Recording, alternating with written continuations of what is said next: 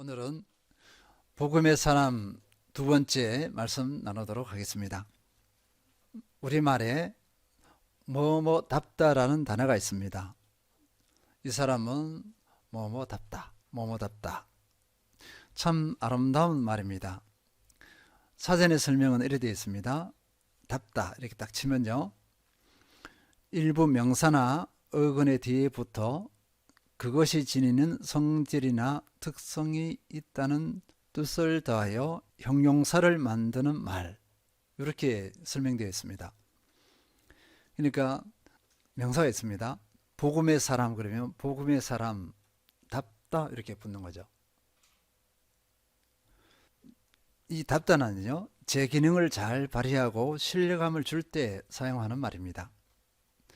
아버지답다, 어머니답다, 남편답다, 아내답다, 대통령답다, 국회의원답다, 사장답다. 이 사장 부분은 제가 잠깐 설명하겠습니다. 회사를 잘 경영하되 법과 원칙을 지킵니다. 그리고 직원들에게 마땅한 대우를 해주는 사장. 그러면 사장답다 할 수 있겠어요. 어떻습니까? 청년들의 그 직장 생활을 보면요, 이 사장답다라는 분들이 많아야 되는데 청년들이 이제 부당한 대우를 받는 경우가 많습니다. 아니면 그냥 사장답다고 넘어가려고 했는데 청년들이 생각나서 제가 이렇게, 예. 그리고 직장에서 보면 상사답다, 그 다음에 직원답다, 청년들은요 청년답다. 답다가 다 붙일 수 있습니다. 이 답다의 기준은 시대마다 다르고 문화 가치관에 따라서 다릅니다. 그러나 자신의 신분이나 직위에 답다라는 수식어가 붙는 사람이라면 참 신뢰할 만한 사람이라 할 수 있습니다.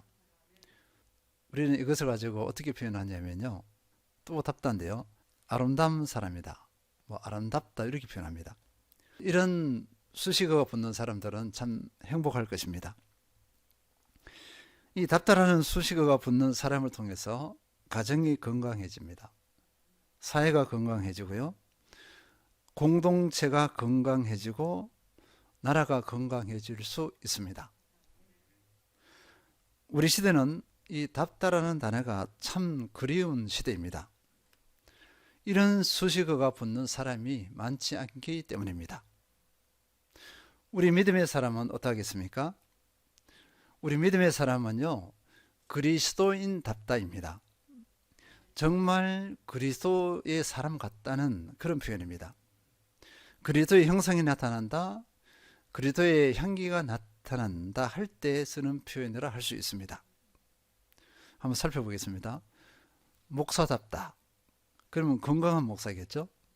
목사의 직분, 목사의 기능을 제대로 발휘하는 목사입니다. 이 설명을 보니까 저는 부끄러움이 좀 많습니다. 부족함이 많습니다. 그 다음에 장로답다, 건강한 장로이겠죠? 장로의 직분, 장로의 기능을 제대로 발휘하는 장로입니다. 그 다음에 권사답다, 건강한 권사일 것입니다. 권사의 직분, 권사의 기능을 제대로 발휘하는 권사입니다. 집사답다, 당연히 건강한 집사입니다. 집사의 직분, 집사의 기능을 제대로 발휘하는 집사입니다. 답다라는 수식어가 붙은 이 직분자를 통해 교회는 건강하게 살아나고 세워질 것입니다. 그 교회에 이 답다라는 수식어가 붙는 분들이 많을수록 그 교회는 건강합니다. 교회의 기능을 제대로 발휘합니다. 그러나 이 답다라는 아름다운 수식어 너무나 아름답습니다. 모두를 뿌듯하게 해주고 신뢰감을 주는 이 단어는 그저 붙어지지 않습니다. 제 기능을 발휘하고 건강해야 자연스럽게 붙어질 수 있기 때문입니다. 일 잘한다고 붙어지는 수식어가 아닙니다. 거룩함, 구별됨이 함께 갖추어져야 합니다. 우리 그리스도인들은요, 능력 하는데 일 잘하는 능력으로 답다라는 수식어를 붙일 수 없습니다. 그리스도인에게 특별함이 있는데 그것은 뭐냐면은 거룩함입니다. 거룩함, 구별됨입니다. 아무리 능력이 많아도 이것이 붙지 않으면 오히려 공동체를 해치는 존재가 될 수 있어요. 거룩함과 구별됨이 겸비해지면 이 사람은요, 공동체를 해치려 해도 해치지 못합니다. 그냥 덕을 씌울 수밖에 없어요. 그리고 많은 섬김과 헌신이 따라야 합니다. 많은 대가 지불이 필요합니다. 그래서 이 답다라는 것은 쉽게 붙어지는 수식어가 아닙니다. 우리 성경에서는요, 답다라는 수식어를 마음껏 붙여도 부족함이 없는 그런 사람을 찾아볼 수 있습니다. 답다라는 표현보다도 더 좋은 것이 있다면 막 붙이고 싶은 그런 사람이 있습니다. 그 사람이 누구냐면요, 지난번에도 나눴지만 사도 바울입니다. 사도 바울. 사도 바울은 복음의 사람입니다. 당연히 이렇게 표현하면 될 것 같습니다. 복음의 사람답다. 사도 바울은 복음의 사람답다. 왜 이 수식어가 사도 바울에게는 부족하게 느껴지느냐 이거죠. 더 좋은 표현이 됐으면 좋을 텐데. 사도 바울은요, 복음의 사람다운 여러 삶의 여정이 있었기 때문입니다. 너무 많습니다. 너무 많아서 나열할 수가 없어요. 지난번에 몇 가지 나눴지만 오늘 이어서 본문을 중심으로 몇 가지만 나누도록 하겠습니다. 먼저 사도 바울이 복음의 사람답다는 것을 평가를 받을 수 있는 이유가 무엇이냐 보면요, 첫째, 복음의 사람은 자신의 실체 정체성을 잘 아는 사람입니다. 내가 누군지 아는 거예요. 알아야 됩니다. 다른 말로 말하면 하나님과 연결하면 하나님, 예수님의 어떠하심을 잘 아는 사람이에요. 하나님, 예수님을 잘 알고 나 자신도 잘 알아요. 그러니까 이런 사람에게서 나오는 것이 뭐냐면 자기 분수를 아는 사람입니다. 자기 분수를 잘 지켜요. 여기서 분수는 하나님과 자신과의 관계입니다. 하나님과 자신과의 관계에서 분수를 지키는 사람은 사람과의 관계에서도 분수를 잘 지킵니다. 우리는 분수라는 단어가 조금 귀에 거슬릴 수가 있어요. 내 자신에게, 나에게 분수라는 단어를 썼다 그러면 단번에 확 올라올 수 있어요. 분이 확 올라올 수 있습니다. 근데 이 분수라는 단어는 너무 좋은 단어입니다. 내게 딱 쓰이는 단어, 그러니까 내게 쓰일 때, 아, 이 사람 분수를 아는 사람이다, 이런 말을 들어보세요. 복음의 사람답다와 다를 바 없습니다. 근거 구절입니다. 고린도후서 4장 7절. 우리가 이 보배를 질그릇에 가졌으니 이는 심히 큰 능력은 하나님께 있고 우리에게 있지 아니함을 알게 하려 함이라. 4장 7절, 고린도서 4장 7절에서 딱 두 단어가 있습니다. 보배하고 질그릇입니다. 보배는 너무나 귀한 것입니다. 그런데 질그릇은 어떨까요? 질그릇이 무엇입니까? 그냥 진흙으로 빚은 겁니다. 진흙. 이 진흙으로 빚었는데 이 질그릇은 이렇게 톡 건드리면, 톡 때리면 툭 깨져 버립니다. 그리고 흙으로 빚은 거 그렇게 비싸지 않습니다. 지금은 모르겠는데요, 예전에는 항아리 같은 거 쌌습니다. 아주 쌉니다. 싼 가격에 마음껏 살 수 있어요. 그런 항아리를 말하는 겁니다. 질그릇. 그러면 여기 보배하고 질그릇을 구체적으로 보도록 하겠습니다. 먼저 보배는요, 이 보배를 질그릇에 가졌으니, 이 보배를 값어치가 없는 질그릇에 가졌다고 했습니다. 이 보배가 무엇이냐? 앞절에 있는 고린도서 4장 7절인데 4장 6절을 거의 의미한다고 볼 수 있겠습니다. 제가 읽어드리겠습니다. 어두운 데에 빛이 빛이라 말씀하셨던 그 하나님께서 예수 그리스도의 얼굴에 있는 하나님의 영광을 아는 빛을 우리 마음에 비추셨느니라. 하나님의 영광을 아는 빛, 이것이 보배입니다. 보배. 하나님의 영광, 예수 그리스도의 복음 또는 성령, 이것이 보배입니다. 보배. 이 보배가 질그릇에 담겨져 있다는 것입니다. 질그릇은 무엇을 의미할까요? 나입니다. 나. 사도 바울 자신을, 사도 바울은 어떻게 했냐면 나는 질그릇입니다. 깨지기 쉬운 연약하기 그지없는 형편없는 인간에 불과한 것이 나입니다. 한계성이 너무나 많은 나입니다. 이렇게 고백한 거예요. 이렇게 연약한 자기 안에 뭘 담았다고요? 보배를 담은 거예요. 예수 그리스도가 자기 안에 계십니다. 성령님이 계시잖아요. 그 안에 뭐가 있습니까? 또 복음이 있습니다. 복음은 예수 그리스도예요. 그리고 하나님의 영광이 자기 안에 있습니다. 이것에 대해서 사도 바울은 감격했습니다. 어찌 이런 연약한 나에게 이런 보배가 들어있을 수 있습니까? 이렇게 한 거예요. 그러니까 사도 바울은 한마디로 어떻게 한 거죠? 자기를 너무나 잘 알았어요. 그러면서 어떻게 표현했습니까? 고린도 후서 4장 7절 다시 읽겠습니다. 우리가 이 보배를 질그릇에 가졌으니 이는 심히 큰 능력은 하나님이 있고 우리에게 있지 아니함을 알게 하려 함이라. 사도 바울은 이렇게 했습니다. 왜 이렇게 했느냐 하니까 질그릇은 연약하기 그지없잖아요. 쉽게 깨지고 또 그 지정이라는 것이, 인격이라는 것이 너무나 약한 존재입니다. 지정이, 인격이 약한 것을 또 표현합니다. 그런데 그 안에 보배를 넣어주셨어요.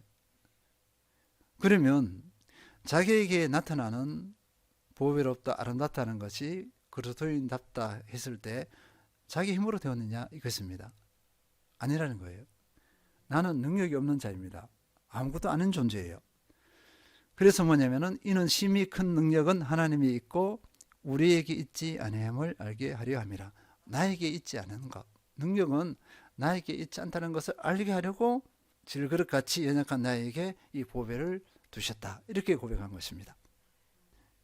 이것을 다른 말로 표현하면 나의 나된 것은 하나님의 은혜입니다. 사도 바울이 고백했던 이 은혜 고백입니다. 고린도전서 15장 10절 그러나 내가 나된 것은 하나님의 은혜로 된 것이니 내게 주신 그의 은혜가 헛되지 아니하여 내가 모든 사람보다 더 많이 수고하였으나 내가 한 것이 아니요 오직 나와 함께 하신 하나님의 은혜로라. 아멘. 사도 바울은 자기의 분수를 아는 사람입니다. 다시 말씀드리지만 이 분수를 안다는 것, 이것은 낮은 표현이 아니에요. 그 사람을 비하하는 것이 아닙니다. 그 사람을 오히려 높이는 표현이라 볼 수 있습니다. 분수를 안다는 것은 지혜예요. 하나님 앞에서 지혜를 깨닫는 사람이, 그러니까 하나님 알고 나를 아는 사람에게서 나오는 그 사람의 삶의 행태가 분수를 아는 겁니다. 그러니까 하나님을 인정하고 자기를 드러내지 않아요. 아니면 어떡하죠? 분수를 모르면 어떡하죠? 하나님을 무시합니다. 예수 그리스도를 무시해요. 자기 안에 있는 보배를 무시하고 질그릇을 막 나타냅니다. 깨지기 쉬운 연약한 그 사람의 본성, 제약된 본성을 막 드러낼 수밖에 없어요. 그래서 분수를 아는 사람은 그렇게 하지 않습니다. 내게 능력 주시는 분은 하나님이십니다. 하나님을 나타냅니다. 그래서 우리도 삶을 돌아보시면서 나는 질그릇과 같은 존재이다 이렇게 의식하는지, 아니면 나는 질그릇이 아니야, 무슨 질그릇이야, 아주 보배로운 너무나 가치 있는 그릇이야, 이렇게 자기를 평가하는지 한번 돌아볼 필요가 있습니다. 나는 질그릇이다 진정으로 고백한다면 정말 지혜로운 분이에요. 하나님을 제대로 알고 자신을 제대로 아는 사람이라 볼 수 있습니다. 승리하시기 바랍니다. 복음의 사람은 아름답습니다. 왜냐면요, 자기가 나타나지 않기 때문에 그렇습니다. 또 한번 하겠으면 좋겠어요. 이렇게 연약한 나를 복음의 일꾼으로 삼아주셨다.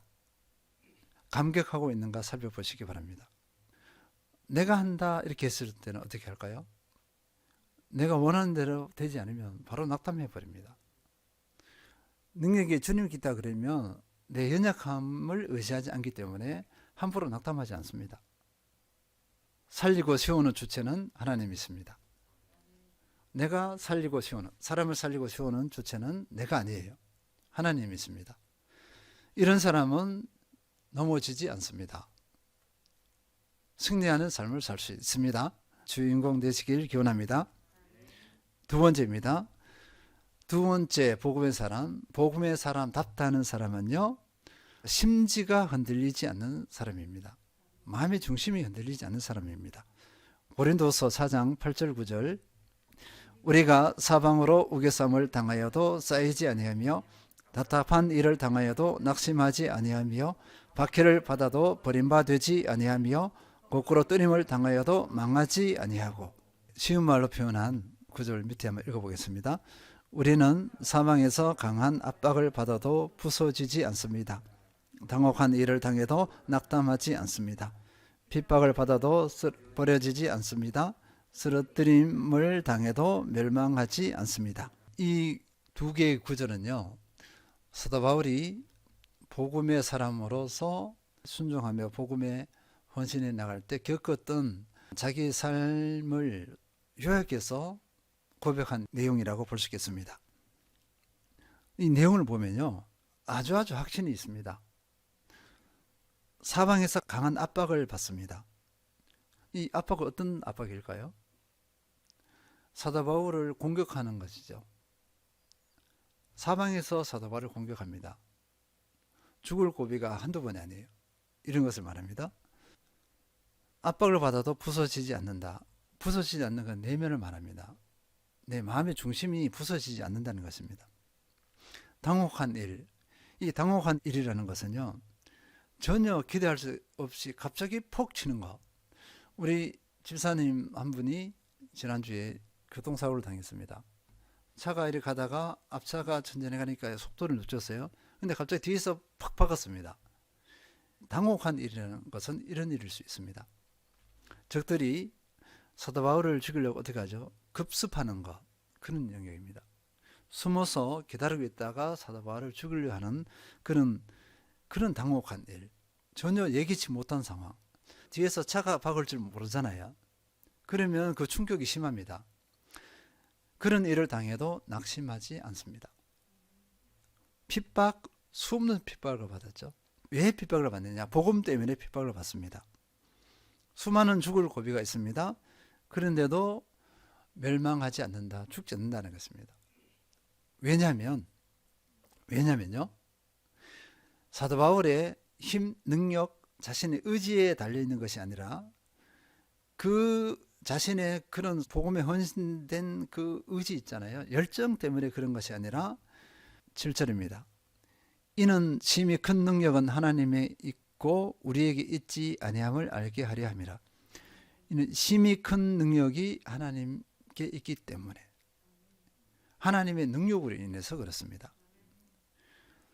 예수 그리스도의 복음 때문에 그렇습니다. 성령님 때문에 그렇습니다. 하나님의 영광 때문에 흔들리지 않았습니다. 그러니까 심지가 견고했다는 것입니다. 심지가 견고하다. 마음의 중심이 어떻게 하죠? 뿌리 깊이 내려 있어서 조금도 흔들리지 않는 것. 우리가 비바람이 치고 태풍이 올 때 한번 보시면요, 겉으로 나무가 이렇게 많이 흔들립니다. 근데 지나가고 나면 나무 보면 멀쩡해요. 왜 그럴까요? 뿌리가 깊잖아요.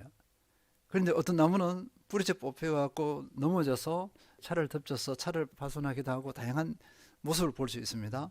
그 나무는 왜 그랬을까요? 뿌리가 얕잖아요. 뿌리가 없으니까 견뎌내질 못합니다. 사도 바울은 심지가 견고했습니다. 이사야 26장 3절 주께서 심지가 견고한 자를 평강하고 평강하도록 지키시리니 이는 그가 주를 신뢰함이니이다. 너무나 귀한 말씀입니다. 다시 한번 읽겠습니다. 주께서 심지가 견고한 자를 평강하고 평강하도록 지키시리니 이는 그가 주를 신뢰함이니이다. 사도 바울이 그렇게 열악한 상황, 핍박, 죽을 고비들 가운데서도 마음과 생각을 지켰습니다. 평강했습니다. 확신을 가졌습니다. 왜냐하면 자신을 의지하지 않고 하나님을 신뢰하고 하나님을 의지했기 때문입니다. 우리가 2023년도로 살아갑니다. 다양한 계획이 있을 것입니다. 또 뜻이 있을 거예요. 근데 가다 보면 낙담할 일들이 한두 번이 아니에요. 쓰러지고 넘어지고 나의 연약함이 나타나잖아요.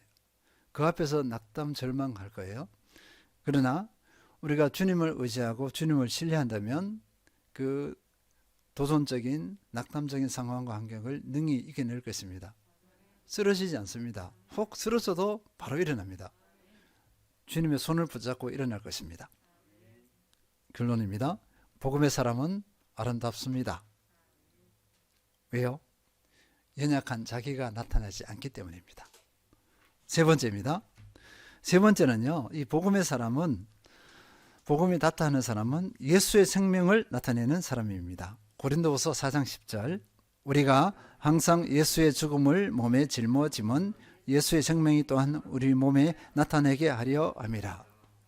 우리가 항상 예수의 죽음을 몸에 짊어짐은, 이렇게 했습니다. 11절을 보겠습니다. 우리 살아있는 자가 항상 예수를 위하여 죽음에 넘겨짐은 예수의 생명이 또한 우리 죽을 육체에 나타내게 하려 합니다. 아멘. 우리 살아있는 자가 항상 예수를 위하여 죽음에 넘겨지면 질그릇 같은 이 몸이 죽음에 넘겨진다고 했습니다. 또 10절에서는 예수의 죽음을 몸에 짊어진다. 이 비슷한 표현입니다. 비슷한 표현인데 다시 한번 반복하면서 강조하는 것입니다. 결론은 이렇습니다. 요약하면 사도 바울은 예수님의 그 고난의 길을 자기도 걷겠다 이것입니다. 예수님의 그 십자가의 길을 자기도 따라가겠다 이 표현을 한 것입니다.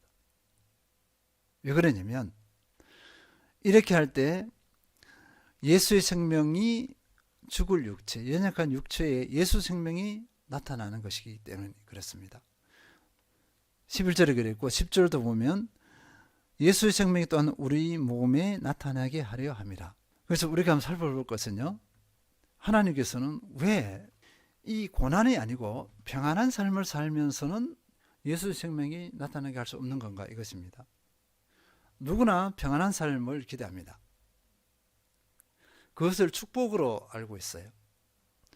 예수 믿으니까 잘 먹고 잘 살더라. 자녀들이 형통하고 시험도 성적도 잘 나오고 교회 나왔더니만 성적이 쑥쑥 올라가고 좋은 대학 명문대 가고 직장도 잘 가고 좋은 배우자 만나고 탄탄대로의 길을 걷더라. 이것을 원할 것입니다. 이것이 축복이다 말하고 싶을 거예요. 근데 성경에서는 이런 얘기가 한 군데도 나오지 않아요.